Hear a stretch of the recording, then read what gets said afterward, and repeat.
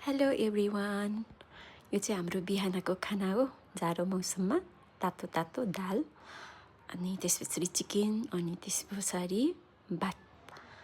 तातो तातो खाना मजा आउँछ है तपाईहरुलाई। अनि त्यस पछाडि चाहिँ खाना खाइसके पछाडिको अर्को यो चाहिँ कफी टाइम। कफी चाहिँ मैले चिनी अनि कफी हालेर अलिकति पानी हालेर पहिला मज्जाले चम्चाले घोटेको छु। अनि त्यसलाई चाहिँ यसरी हाल्यो भने यस्तो फिज आउँछ है। यो ब्ल्याक कफी हो।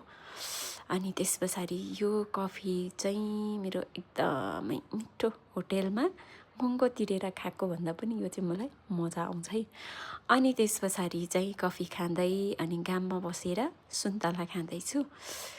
जाडो मौसमको सबैभन्दा मनपर्ने पार्ट भनेको चाहिँ यो पनि हो है। तातो तातो खाना, तातो तातो चिया कफी अनि त्यस पछाडि घाममा बसेर सुन्तला खेलाउँदै मोबाइल चलाउँदै खाना मजा आउँछ।